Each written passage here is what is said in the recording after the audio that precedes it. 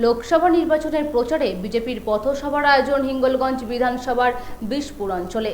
সভায় উপস্থিত ছিলেন অভিনেত্রী পাপিয়া অধিকারী ও কালিয়াগঞ্জের বিধায়ক সৌমেন রায়। উত্তর চব্বিশ পরগনার বসিরহাট মহকুমার হিঙ্গলগঞ্জ বিধানসভার বিষপুর অঞ্চলের বিজেপির পক্ষ থেকে পথসভা অনুষ্ঠিত হলো। উপস্থিত ছিলেন অভিনেত্রী পাপিয়া অধিকারী ও কালিয়াগঞ্জের বিধায়ক সৌমেন রায়। যেখানে মা ধর্ষিতা, যেখানে মাটি লুণ্ঠিত, যেখানে মানুষ অসহায়, যেখানে মানুষ পশু, সেই দলের উনি কার্যকর্তা হয়ে উনি বলছেন আমাকে ভোট দাও, আমাকে ভোট দাও। আবার মাটিকে লুণ্ঠন করার জন্য, আবার মায়েদের ধর্ষণ করার জন্য, আবার মানুষগুলোকে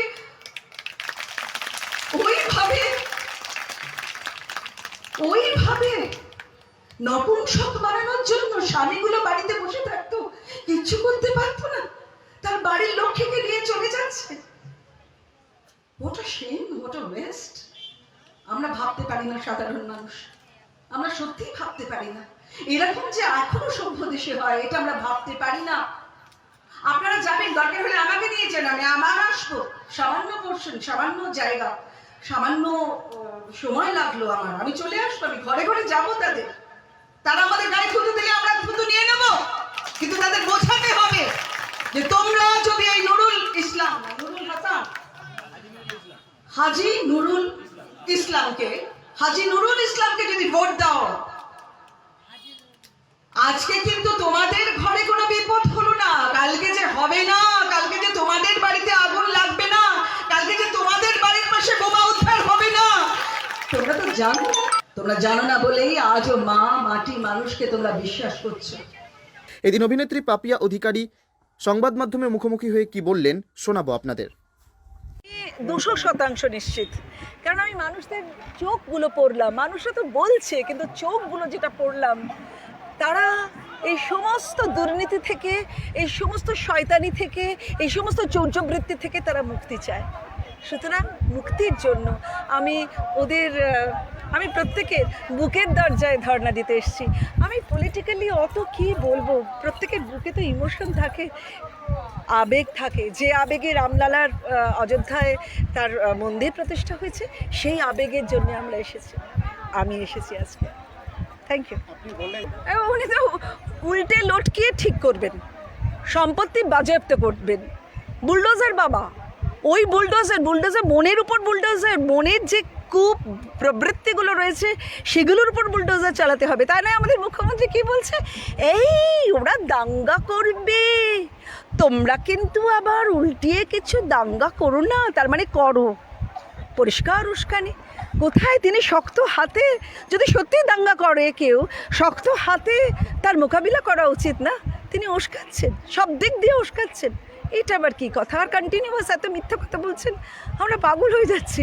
আমরা চাই ইমিডিয়েটলি ভোটের আগে উনি বাবা নেমে পড়ুন তো আসন থেকে।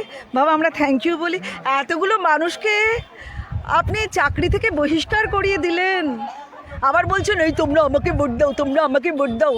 কেন তোমাকে কেন ভোট দেওয়া হবে? তোমরা কে? তোমরা এতগুলো মানুষকে, তাদের মান সম্ভ্রম, তাদের পরিবার পরিজনের কাছ থেকে কি প্রচণ্ড লজ্জায় রয়েছে। সুপ্রিম কোর্টের, হাইকোর্টের অন্য কোনো উপায় নেই। আবার নতুন করে, আমি জানি না, নতুন করে ওএমআর শিট যাদের ধ্বংস করে দিয়েছে আর যাদের রয়েছে তারা নিশ্চয়ই চাকরি পাবে, but it's a long process. আমরা জানি না কী হবে, কিন্তু আমি অত্যন্ত লজ্জিত, দুঃখিত। আমি এই বাংলার মানুষ, আমি মাস্টার ডিগ্রি করেছি, কিন্তু এইরকম আমি কখনো ভাবতে পারি না যে শিক্ষা নিয়ে এইভাবে মানে কি বলবো, এগুলো শয়তানি বলবো, বজ্জাতি বলবো, না মস্করা বলবো, আমরা জানি না এটাকে কি বলবো। 100% নিশ্চিত বসিরহাট লোকসভার সাধারণ মানুষ নরেন্দ্র মোদীজির আশীর্বাদ জন্য প্রার্থী সম্মানীয় রেখা পাত্রকে বিপুল ভোটে জয়যুক্ত করবে। আজকে ভারতীয় জনতা পার্টি এই লোকসভা সিটটা জিতছে, এটা টিএমসি বুঝতে পেরেই, আপনারা জানেন গতকালকে আমাদের প্রার্থীর উপর হামলা হয়েছিল।